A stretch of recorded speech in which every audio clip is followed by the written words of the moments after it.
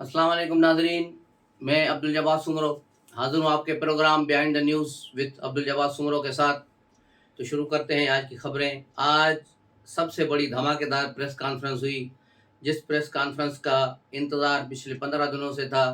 रोज़ कहा जा रहा था कि प्रेस कॉन्फ्रेंस इंतहाई अहम प्रेस कॉन्फ्रेंस आ रही है, लेकिन बिलाखिर वो आज प्रेस कॉन्फ्रेंस आ गई, जिसमें क्लियर बताया गया है। ISPR के DG जो है उसने प्रेस कॉन्फ्रेंस की और क्लियर बताया कि एक लेफ्टिनेंट जनरल को, 2 मेजर जनरलों को और एक ब्रिगेडियर को नौकरियों से निकाल दिया गया है। तादीबी कार्रवाई सख्त की गई है और काफ़ी दीगर अफसरान को सजाएं दी जा रही हैं। तो यूं जिस बात की हमने पहले आपसे जिक्र किया था कि फ़ौज के पहले अंदर से कार्रवाइयाँ होंगी, उसके बाद बाहर कार्रवाइयाँ होंगी, तो आज अंदर का काम मुकम्मल हो चुका है। मुख्तलिफ पोस्टिंग और ट्रांसफ़रों और उन लोगों को की पोस्टों से हटाया गया है और बिल्कुल आज वाज़ेह तौर पर DG ISPR ने बताया कि 109 सिविलियन पर जो है इस दहशतगर्दी के इस वाक़यात में 9 मई के वाक़यात का मुकदमा फ़ौजी ट्रायल होगा इनका, और इसमें किसी किस्म की कोई रुकावट नहीं डालने दी जाएगी। और ये एक वाज़ेह पैगाम था सुप्रीम कोर्ट के उस बेंच के लिए भी, जो बार बार टूट रहा है। पता नहीं कौन सा बेंच है, जो पहले 9 रुकनी बना, बेंच टूट गया, फिर 7 रुकनी बना, 2 दिन के बाद आज वो भी टूट गया, लेकिन उसके बावजूद बंदयाल बजद है कि नहीं, मुझे तो ये बेंच केस सुनना है। फिर 6 अपने हम ख्याल जजों के साथ बैठ गए हैं। तो अब सूरत हाल ये है कि आर्मी में झाड़ू फेर दिया गया है। एक लेफ्टिनेंट जनरल समेत 3 अफसरान को डिसमिस कर दिया गया है फ्रॉम सर्विस, और उसके अलावा दीगर अफराद को जो है सज़ाएँ दी जा रही हैं, उन पर कोर्ट मार्शल किया गया है। और ये सारी कार्रवाई बड़ी खामोशी के साथ अंदरूनी खाना हो रही थी, और साबिक जनरलों को भी शटअप कॉल दे दी गई है। जनरल बाजवा ने चीफ ऑफ आर्मी स्टाफ से मुलाकात करने की कोशिश की खुद भी, लेकिन उन्हें जवाब मिला। फिर उन्होंने किसी और रिटायर्ड जनरल के थ्रू उनको कहा, लेकिन फिर भी उन्हें कहा कि सर हम फ़िलहाल अपने इस काम में मसरूफ़ हैं, वहाँ से फारिग होंगे तो उसके बाद फिर मुलाकात करेंगे। तो ये सारा ही सूरत हाल यही है कि आर्मी चीफ इंतहाई सख्त है। 2 दिन पहले भी कोयटा में उन्होंने खिताब किया और क्लियर उन्होंने कहा था कि 9 मई के वाक़ये मतलब किसी भी शख्स को नहीं छोड़ेंगे, ख्वाह उसका अपना बेटा क्यों ना हो। तो इससे एक वाज़ेह और क्लियर मैसेज आ गया और फ़ौज की तरफ से कि फ़ौज अपने ऊपर लगाए गए इसको दाग को धोने के लिए पुरअज़्म है, और जो है किसी कीमत पर 9 मई के वाक़यात को जो है भूलने के लिए तैयार नहीं है, और नहीं उसमें मुलव्वस किसी फ़र्द को छोड़ने के लिए तैयार है। आज DG ISPR ने बताया कि एक चीफ ऑफ स्टाफ जनरल यानी 4 स्टार जनरल जो है उसकी नवासी भी गिरफ्तार है, जो हमने पहले बताया था आपको, खदीजा शाह, और एक दामाद भी गिरफ्तार है, वो भी एक जनरल का दामाद है, वो भी गिरफ्तार है। और एक लेफ्टिनेंट जनरल की बीवी भी गिरफ्तार, जो मैंने आपको 5-6 दिन पहले बताया था कि वो लाहौर से कराची गई और कराची से वो दुबई भाग रही थी कि उसे जहाज़ से ऑफलोड करके गिरफ्तार किया गया था। वो गुजरांवाला के लेफ्टिनेंट जनरल रिटायर की बीवी थी, जो वो भी एक बड़ी इसमें यूथियन है, और वो वहाँ से वो भाग रही थी। तो इस तरह 9 मई के किरदार जो है सारे अब पकड़े जा रहे हैं और उनको कैफ़र किरदार तक पहुँचाया जाएगा। किसी के साथ रियायत नहीं होगी। उन्होंने क्लियर बताया कि इस साजिश में मुल्की अनासर और गैर मुल्की अनासर भी शामिल हैं। जैसा कि आपने देखा होगा ट्विटर पर, तो एक ट्वीट रा की तरफ से आती है जो है मेजर गौरिया का, उसको PTI वाले पाकिस्तान में प्रोमोट करते हैं और उसको चलाते रहते हैं। और ये इस किस्म के बेशर्म और ढीठ लोग हैं कि ये भी नहीं समझते कि वो इंडियन क्या बकवास कर रहा है पाकिस्तान के खिलाफ, फौज के खिलाफ, और उसे PTI वाले उसको प्रोमोट करते हुए जाते हैं। तो ये एक ऐसी जमात बन गई थी, एक ऐसा फितना था, जैसे अल्लाह तबारक ताला ने 9 मई को ऐसा रास्ता दिखाया कि ये खुद ही उस गड्ढे में गिर गए जो दूसरों के लिए खोद रहे थे। इस पर भी एक बड़ी थ्योरी है। कल भी एक कुछ 2 सहाफ़ियों की डिस्कशन हो रही थी, तो उसमें ये बात हो रही थी, एक बैठक थी लाहौर में, उसमें कि दूसरे लोगों को तो छोड़ो, फवाद चौधरी को भी इमरान खान ने ऐसा चकमा दिया था, ऐसे ख्वाब दिखाए थे कि वो भी बिल्कुल इसी इनकलाबी जमात का कमांडर बन के सामने खड़ा था। तो उसने कहा था कि बस सारी फौज इमरान के साथ है। इनका मंसूबा यही था कि 9 मई को इमरान खान को गिरफ्तार किया जाएगा। ये भी एक सोची समझी साजिश थी कि इमरान खान ने गिरफ्तारी से पहले वीडियो जारी की कि मैं आज जा रहा हूँ इस्लामाबाद, मुझे गिरफ्तार किया जाएगा, تو پھر عوام اپنا رد عمل دیں. یہ ایک ساری سوچی سمجھی سازش تھی. یہ وہاں گئے, اس کو گرفتار کیا گیا, اور پھر جو کچھ ہوا وہ سب آپ کے سامنے ہے. اور پھر سپریم کورٹ کا بھی کردار اس میں پہلے سے طے تھا کہ چیف جسٹس اس میں مداخلت کریں گے اور پھر عمران خان کو ضمانت پر رہا کریں گے 10 تاریخ کو. اسی طرح ہوگا. اور پروگرام یہی تھا کہ 10 تاریخ کو جب عمران خان یہاں نکلیں گے یہاں سے, تو لاکھوں افراد کا مجمع اس کے ساتھ ہوگا. ان کو لے کر وہ لاہور تک پہنچیں گے, اور لاہور تک جاتے جاتے راستے میں جو بھی ان کے مخالف آئیں گے ان کو یہ کچلتے ہوئے رگڑتے ہوئے لاہور تک پہنچیں گے, اور یوں انقلاب آ جائے گا.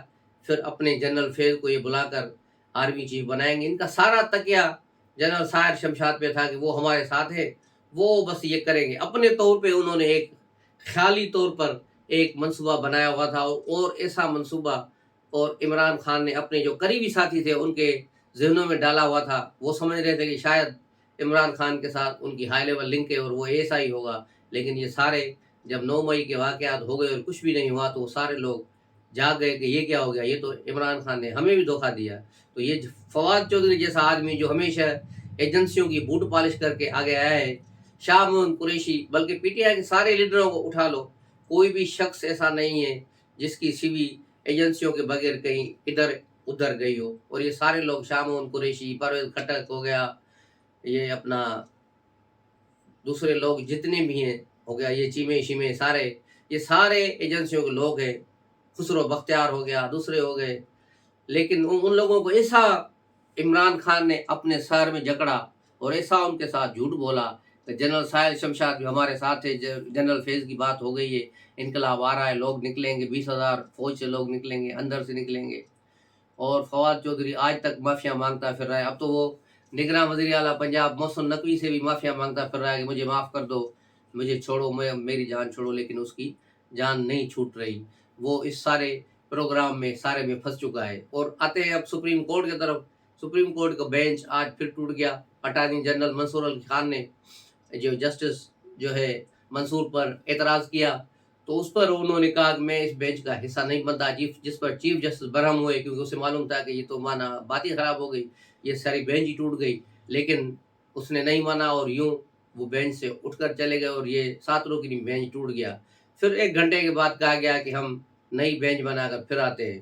تو پھر اس ٹوٹی ہوئی بینچ کو دوبارہ جوڑ کر 6 رکنی بینچ بنا کر بندیال آگے بیٹھ گیا.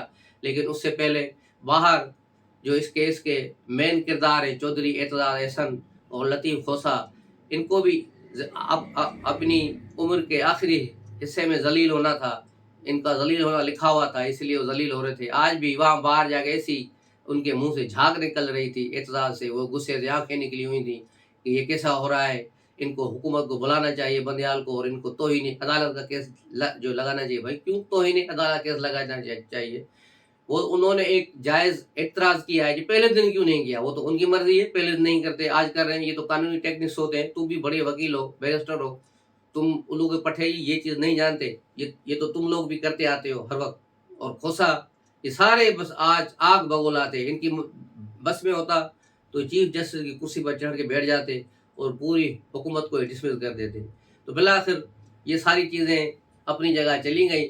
تو اب یہ ملٹری کورٹس کا اور یہ سارا مسئلہ میرے خیال میں اب جھاگ کی طرح بیٹھ چکا ہے. اب اتنی اس میں جان نہیں رہی, اور نہیں اس جو بینچ میں وہ اخلاقی معیار اور اخلاقی قدر رہی ہے کہ وہ کوئی فیصلہ کر سکے. تو یہ ساری صورتحال آج کی تھی. اس کے علاوہ اسٹیٹ بینک نے آج مزید 1% ڈسکاؤنٹ ریٹ بڑھا دیا ہے. جو 21% تھا اب وہ 22% ہو گیا ہے. تو اب جو مارکیٹ میں اس سے پھر ایک مہنگائی کا طوفان ابھرے گا. ظاہر ہے سارے لون اب مزید مہنگے ہو جائیں گے. بینکس جو لیتے ہیں 5% کائبور پلس کائبور ہوتا ہے, کائبور ریٹ جو ہے ابھی 22% ہو گیا, 22.5% ہو جائے گا. اور یوں اس طرح ایک مہنگائی کا نیا طوفان کھڑا ہو جائے گا. IMF کے ساتھ جو ڈیل ہو گئی ہے وہ اس ڈیل کے تحت ہی سارا ہوا ہے کہ اس کا ریٹ بھی بڑھایا جا رہا ہے. اور مزید ابھی دیکھنا ہوگا کہ اس سے اور کیا آفٹر شاٹس آ رہے ہیں بجٹ کے. یہ بجٹ کی جو کل پاس ہو گئی تھی, آج قائم مقام صدر نے اس پر دستخط بھی کر دیے ہیں. ابھی الیکشن کمیشن والا بل ہے, وہ شاید صدر کے پاس ٹیبل پر نہیں پہنچا. قومی اسمبلی سیکریٹریٹ سے جیسے ہی وہ پہنچے گا تو اس پر بھی کر دیا جائے گا. تو اور دوسری بات کرتے ہیں جو 2 دن سے ہم رہ جاتی تھی, आज उसको भी कर लेते हैं कि पीटीआई केपीके में अभी तक कोई बड़ी प्रेस कॉन्फ्रेंस नहीं हुई। उसकी वजह क्या है? तो उसकी बड़ी वजह ये है कि वहाँ परवेज खटक ने 90% पीटीआई को अपने कंट्रोल में ले लिया है और 90% लोग उसके साथ है। उसके बाद सूरत हाल सारी परवेज खटक के पास है। और जब परवेज खटक को गौहर अयूब ने पार्टी का एक नोटिस दिया था कि शोकाज नोटिस, तो उस पर परवेज खटक ने पश्तो में इमरान खान और गौहर को दोनों को गालियां देते हुए कहा कि इनकी हैसियत क्या है कि ये मुझे जो नोटिस दे रहे हैं। परवेज खटक ने कहा कि मैं ना होता तो ये 2018 के इंतखाबात जीत कर वज़ीर आज़म कैसे बनते? ये मेरी वजह से जो वज़ीर आज़म बना है। इसको क्या पता कि सियासत क्या होती है? मैं इसको अब सिखाऊंगा कि करना क्या है। तो इस तरह परवेज खटक बहुत ही गुस्से में हैं और अभी तक अंदरूनी खाना अपना पूरा पूरा प्रोजेक्ट वो कंप्लीट कर चुके हैं। अभी कुछ लोग और हैं, लेकिन उसके धमाके का वक्त अभी नहीं आया। लेकिन मैं समझता हूँ आज जो ये बड़ी प्रेस कॉन्फ्रेंस हो गई है, तो इसके बाद अब ज़्यादा देर नहीं होगी। और अब इमरान खान की गिरफ्तारी भी यूं समझो आज है, आज या कल पर है। जी का जाना ठहर गया, आज गया या कल गया, तो ये सूरत हाल है। तो अब देखें कि आगे नई सूरत हाल कब शुरू होती है। ईद ईद इमरान खान जमान पार्क में करेंगे या अडयाला जेल में, इसका फैसला एक दो रोज में हो जाएगा। तो मिलते हैं अगले व्लॉग में, तब तक के लिए इजाज़त दीजिए। अस्सलाम वालेकुम।